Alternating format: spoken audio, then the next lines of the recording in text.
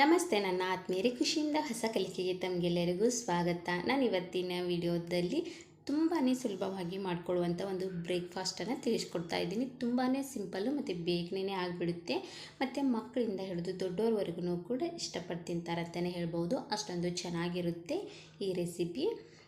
ಬನ್ನಿ ಇನ್ನೇಕೆ ತಡ ಮಾಡ್ಕೊಳ್ಳೋಣ. ಸೂಜಿ ಬಾಲ್ಸನ್ನು ಸಿಂಪಲ್ಲಾಗಿ ತುಂಬಾ ಸುಲಭವಾಗಿ ಹೇಗೆ ಮಾಡ್ಕೊಳ್ಬೋದು ಅನ್ನೋದನ್ನು ನೋಡ್ಕೊಳ್ಳೋಣ. ನಾನು ಸೂಜಿ ಬಾಲ್ಸ್ ಮಾಡ್ಕೊಳ್ಳೋಕ್ಕೆ ಒಂದು ಅರ್ಧ ಕಪ್ ಆಗುವಷ್ಟು ಚಿರೋಟಿ ರವೆಯನ್ನು ತೆಗೆದುಕೊಂಡಿದ್ದೀನಿ. ಈ ಅರ್ಧ ಕಪ್ ಚಿರೋಟಿ ರವೆಗೆ ನಾನು 2 ಕಪ್ ಆಗುವಷ್ಟು ನೀರನ್ನು ಹಾಕ್ಕೊಳ್ತಾ ಇದ್ದೀನಿ. ನೀರು ಚೆನ್ನಾಗಿ ಕುದಿ ಬರಬೇಕು.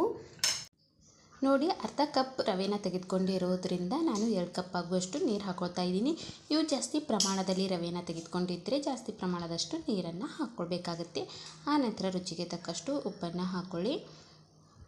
ಉಪ್ಪು ಹಾಕಿದ ನಂತರ ಇದಕ್ಕೆ ನಾನು ಒಂದು ಅರ್ಧ ಸ್ಪೂನಿನಷ್ಟು ಅಜ್ವೇನನ್ನು ಹಾಕ್ಕೊಳ್ತಾ ಇದ್ದೀನಿ. ಅಜ್ವೇನ್ ಹಾಕೊಳ್ಳೋದ್ರಿಂದ ಟೇಸ್ಟು ತುಂಬ ಚೆನ್ನಾಗಿ ಕೊಡುತ್ತೆ. ಆ ನಂತರ ಒಂದು 2 ಹಸಿಮೆಣಸಿನ್ಕಾಯನ್ನು ಕಟ್ ಮಾಡಿಕೊಂಡು ಹಾಕ್ಕೊಳ್ತಾ ಇದ್ದೀನಿ. ಈ ರೀತಿಯಾಗಿ ಮಧ್ಯದಲ್ಲಿ ಕಟ್ ಮಾಡಿಕೊಂಡು ಹಸಿಮೆಣಸಿನ್ಕಾಯಿ ಹಾಕೊಳ್ಳೋದ್ರಿಂದ ಖಾರ ತುಂಬ ಚೆನ್ನಾಗಿ ಬಿಡುತ್ತೆ. ಆ ನಂತರ ನೀರು ಸ್ವಲ್ಪ ಕುದಿ ಬಂದ ನಂತರ ನಾನು ಹುರ್ಕೊಂಡಿರುವಂತಹ ರವೆನ ಹಾಕ್ಕೊಳ್ತಾ ಇದ್ದೀನಿ. ರವೆ ಮೊದಲಿಗೆ ಹುರಿದಿಟ್ಕೊಂಡಿರುವಂತಹ ರವೆನ ಬಿಸಿಯಾಗಿರುವಂಥ ನೀರಿನಲ್ಲಿ ಹಾಕ್ಕೊಂಡು ಚೆನ್ನಾಗಿ ಕುದಿಸ್ಕೊಳ್ಬೇಕಾಗತ್ತೆ.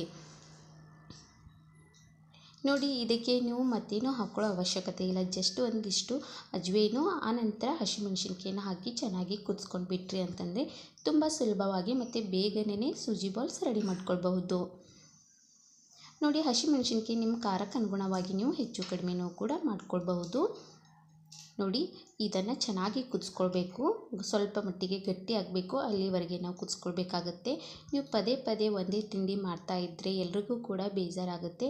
ಆದರೆ ವೆರೈಟಿ ಆಗಿರುವಂತಹ ತಿಂಡಿ ಮಾಡಿಕೊಟ್ರೆ ಮಕ್ಕಳಿಂದ ಹಿಡಿದು ದೊಡ್ಡವರು ಕೂಡ ಇಷ್ಟಪಟ್ಟು ತಿಂತಾರೆ ಅಂತಲೇ ಹೇಳ್ಬೋದು.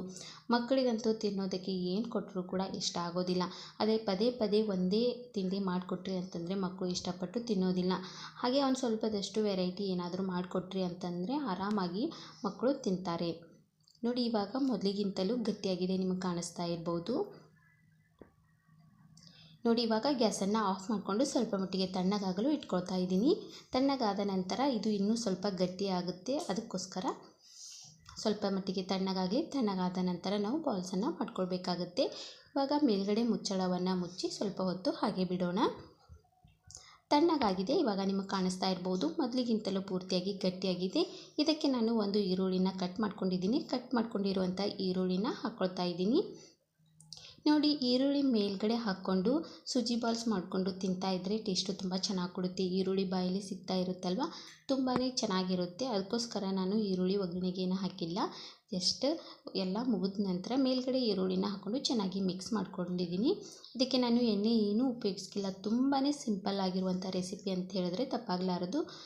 ಬೇಗನೆ ಆಗಿಬಿಡುತ್ತೆ ಮತ್ತು ಜಾಸ್ತಿ ಇಂಗ್ರೀಡಿಯೆಂಟ್ಸು ಕೂಡ ಬೇಕಾಗೋದಿಲ್ಲ. ತುಂಬಾ ಸುಲಭವಾಗಿರುವಂಥ ಒಂದು ರೆಸಿಪಿ ಇದು. ನೋಡಿ, ಇದರಿಂದನೂ ನೀವು ವಡಾನೂ ಕೂಡ ಮಾಡ್ಕೊಳ್ಬೋದು. ತುಂಬಾ ಚೆನ್ನಾಗಿರುತ್ತೆ. ವಡಾನೂ ಕೂಡ ಎಣ್ಣೆಯಲ್ಲಿ ಫ್ರೈ ಮಾಡಿದ್ರಿ ಅಂತಂದರೆ ಸೂಪರಾಗಿರುವಂಥ ಸೂಜಿ ವಡಾನೂ ಕೂಡ ರೆಡಿಯಾಗಿಬಿಡುತ್ತೆ. ನಾನಿವತ್ತು ವಡ ಮಾಡಿ ತೋರಿಸ್ತಾ ಇಲ್ಲ, ಸೂಜಿ ಬಾಲ್ಸನ್ನು ಮಾಡ್ಕೊಂಡು ತೋರಿಸ್ತಾ ಇದ್ದೀನಿ.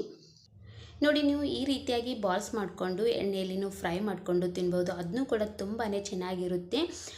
ಫ್ರೈ ಮಾಡ್ಕೊಳ್ಳೋದ್ಕಿಂತ ಈ ರೀತಿಯಾಗಿ ನೀವು ಬಾಲ್ಸನ್ನು ಮಾಡಿ ಯಾವುದಾದ್ರೂ ಒಂದು ಚಟ್ನಿ ಜೊತೆಗೆ ಸರ್ವ್ ಮಾಡಿದ್ರೆ ಇದನ್ನೂ ಕೂಡ ತುಂಬ ಟೇಸ್ಟಿಯಾಗಿ ಸೂಪರಾಗಿರುತ್ತೆ ಅಂತಲೇ ಹೇಳ್ಬೋದು. ಈ ಸೂಜಿ ಬಾಲ್ಸು ನೀವು ಟೊಮೊಟೊ ಕೆಚಪ್ಪು, ಟೊಮೊಟೊ ಸಾಸು ಮತ್ತು ಯಾವುದಾದ್ರೂ ಚಟ್ನಿ ಜೊತೆಗೆ, ಕೊಬ್ಬರಿ ಚಟ್ನಿ ಜೊತೆಗೂ ಇದನ್ನು ನೀವು ಸರ್ವ್ ಮಾಡ್ಕೊಳ್ಬೋದು. ತುಂಬಾ ಅಂದರೆ ತುಂಬಾ ಚೆನ್ನಾಗಿರುತ್ತೆ. ರವೆಯಿಂದ ಒಂದೇ ರೆಸಿಪಿ ಮಾಡಿ ಎಲ್ಲರಿಗೂ ಕೂಡ ಬೇಸರ ಅನಿಸುತ್ತೆ ಮತ್ತು ತಿಂದು ಅಂತೂ ತುಂಬಾ ಬೇಸರ ಅನಿಸಿರುತ್ತೆ. ಈ ರೀತಿಯಾಗಿ ಬಾಲ್ಸ್ ಆಗಿ ಮಕ್ಕಳಿಗೆ ಮಾಡಿಕೊಟ್ರಿ ಅಂತಂದರೆ ತುಂಬಾ ಇಷ್ಟಪಟ್ಟು ತಿಂತಾರೆ. ಏನೋ ಒಂಥರ ವೆರೈಟಿ ತಿನಿಸು ಅಂತೇಳಿ ತುಂಬ ಇಷ್ಟಪಟ್ಟು ತಿಂತಾರೆ ಅಂತಲೇ ಹೇಳ್ಬೋದು. ಮತ್ತು ತಿನ್ನೋದಕ್ಕೂ ಕೂಡ ತುಂಬಾ ಚೆನ್ನಾಗಿರುತ್ತೆ. ಒಂದು ಸಿಂಪಲ್ ಆಗಿರುವಂಥ ಬ್ರೇಕ್ಫಾಸ್ಟ್ ಅಂತ ಹೇಳಿದ್ರೆ ತಪ್ಪಾಗಲಾರದು. ತುಂಬಾ ಸುಲಭವಾಗಿಯೂ ಕೂಡ ಮಾಡ್ಕೊಳ್ಬಹುದು. ನೋಡಿ, ಈಗ ನಾನು ಪೂರ್ತಿಯಾಗಿ ಸೂಜಿ ಬಾಲ್ಸನ್ನು ಮಾಡಿಟ್ಕೊಂಡಿದ್ದೀನಿ. ಇವಾಗ ಒಂದು ತಟ್ಟೆಗೆ ಸರ್ವ್ ಮಾಡ್ಕೊಳ್ತಾ ಇದ್ದೀನಿ. ತುಂಬಾ ಸಿಂಪಲ್ ಆಗಿರುವಂತಹ ರೆಸಿಪಿ, ಯಾರು ಬೇಕಾದರೂ ಮಾಡ್ಕೊಳ್ಬಹುದು. ಇದನ್ನು ನೀವು ಯಾವುದಾದ್ರೂ ಚಟ್ನಿ ಜೊತೆಗೆ ಸರ್ವ್ ಮಾಡ್ಕೊಳ್ಬೋದು. ತುಂಬಾ ಚೆನ್ನಾಗಿರುತ್ತೆ. ನಾನು ಈ ಸೂಜಿ ಬಾಲ್ಸನ್ನು ನಾನು ಮನೆಯಲ್ಲೇ ಮಾಡಿರುವಂಥ ಟೊಮೊಟೊ ಚಟ್ನಿ ಜೊತೆಗೆ ಸರ್ವ್ ಮಾಡ್ಕೊಂಡಿದ್ದೀನಿ. ತುಂಬಾ ಟೇಸ್ಟ್ ಕೊಡ್ತಾಯಿತ್ತು ಟೊಮೊಟೊ ಚಟ್ನಿ ಜೊತೆಗೆ. ನಿಮ್ಗೆ ಬೇಕಂತಂದರೆ ಸಾಸ್ ಜೊತೆಗೂ ಸರ್ವ್ ಮಾಡ್ಕೊಳ್ಬೋದು, ಇಲ್ಲಾಂತಂದರೆ ಕೊಬ್ಬರಿ ಚಟ್ನಿ ಜೊತೆಗೂ ಕೂಡ ಸರ್ವ್ ಮಾಡಿಕೊಂಡು ತಿನ್ಬೋದು. ಬಿಸಿ ಬಿಸಿಯಾಗಿ ತಿಂತಾಯಿದ್ರೆ ತುಂಬಾ ಸೂಪರಾಗಿರುತ್ತೆ ಅಂತಲೇ ಹೇಳ್ಬೋದು.